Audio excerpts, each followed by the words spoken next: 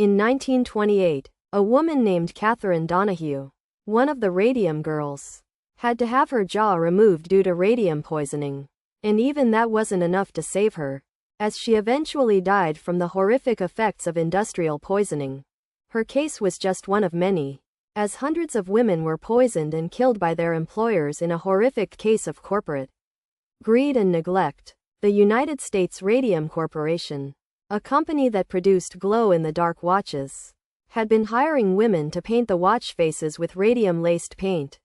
And the results were disastrous. But here's where it gets dark.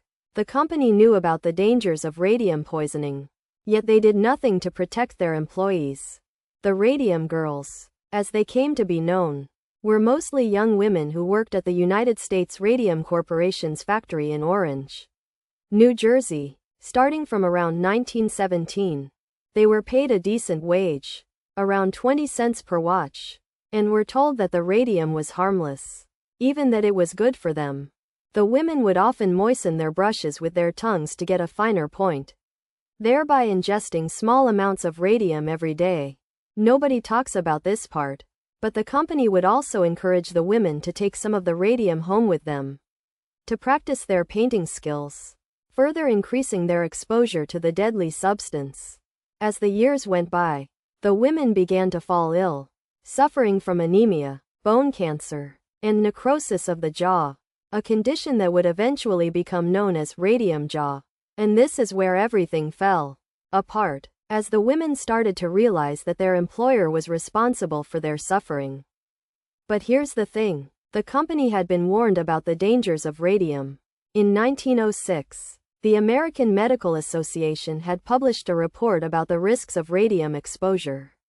And by the 1920s, there were already cases of radium poisoning in the United States.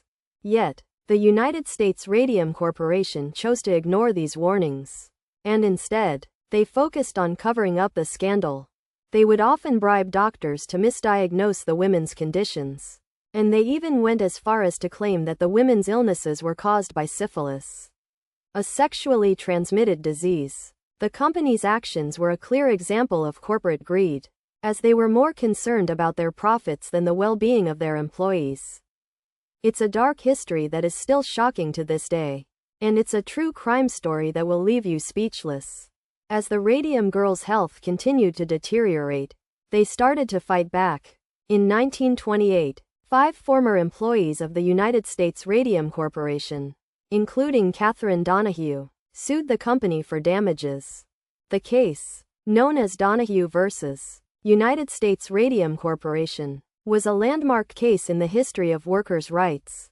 The women's lawyer, Leonard Grossman, argued that the company had knowingly exposed the women to a toxic substance, and that they had failed to provide them with proper protection.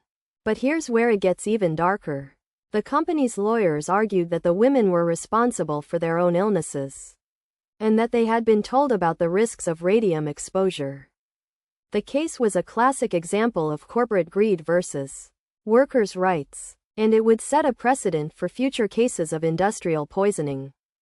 The trial was a sensationalized media event, with newspapers across the country covering the story.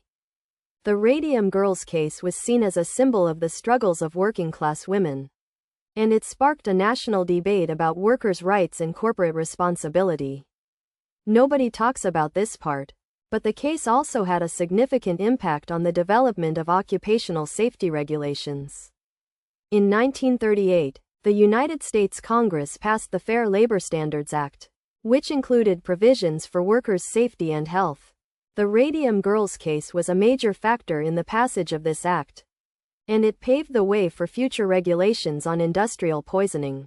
And this is where everything comes together, as the Radium Girls' fight for justice led to a significant change in the way companies treat their employees. But the Radium Girls' story doesn't end there.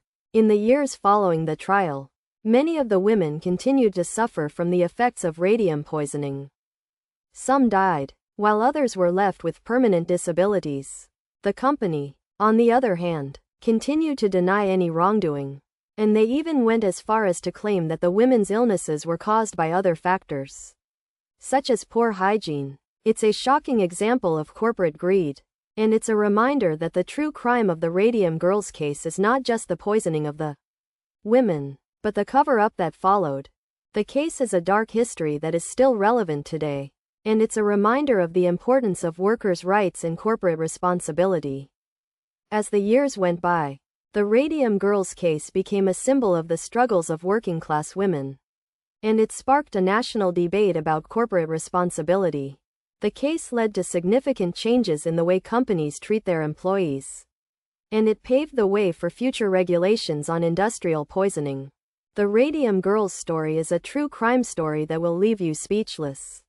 And it's a reminder that the dark history of corporate greed and neglect is still relevant today. And this is where everything falls into place. As the Radium Girls' fight for justice led to a significant change in the way we think about workers' rights and corporate responsibility. In the end, the Radium Girls case was a landmark moment in the history of workers' rights. And it's a reminder that the fight for justice is never truly won. The case is a dark history that is still shocking to this day. And it's a true crime story that will leave you speechless. The Radium Girls story is a testament to the power of courage and determination. And it's a reminder that even in the darkest of times, there is always hope for justice. Subscribe for more stories like this. And join us next time as we explore more of the dark history that lies just beneath the surface of our everyday lives.